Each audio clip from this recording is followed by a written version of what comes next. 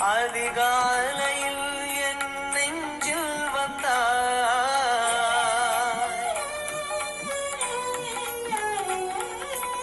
அதிகாலையில் என் நெஞ்சில் வந்தாய், விண்ணில் சாந்தமாய் யோக நிலை தந்தாய், யோக நிலை தந்தாய்.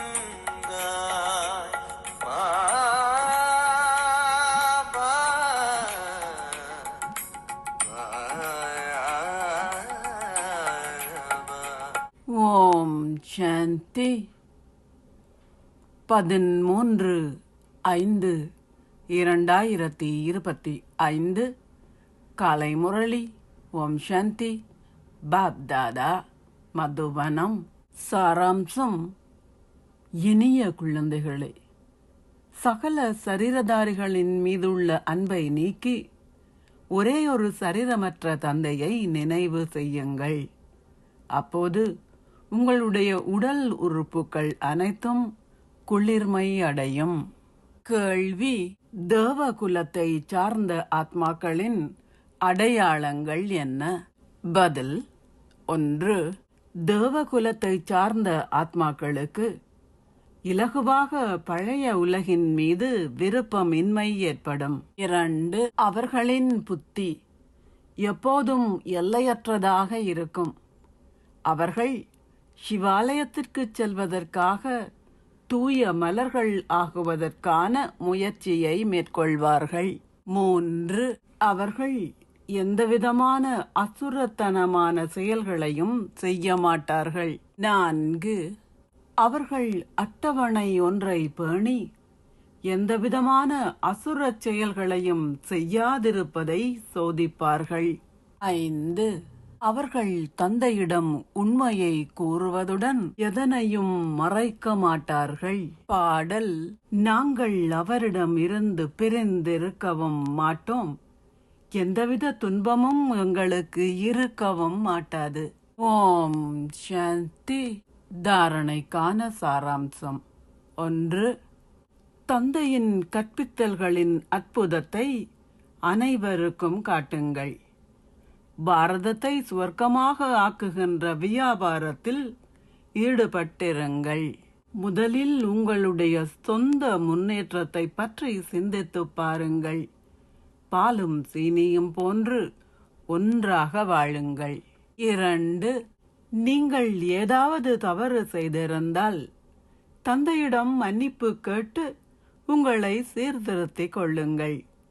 இதில் தந்தை கருணை காட்டுவதில்லை.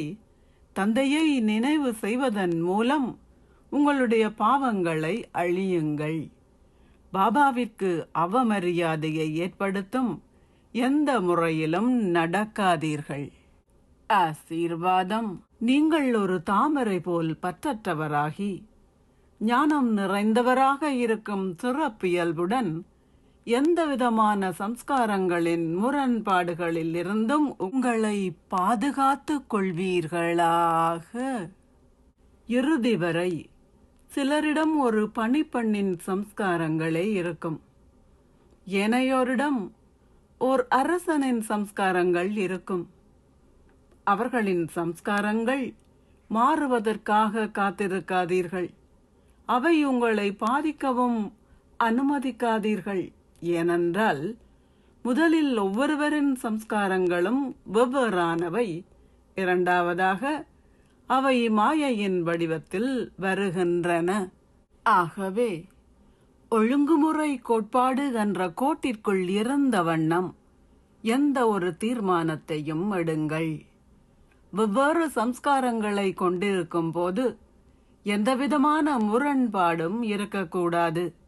இதற்கு ஞானம் நிறைந்தவராகவும் தாமரையை போல் பற்றற்றவராகவும் ஆகுங்கள்.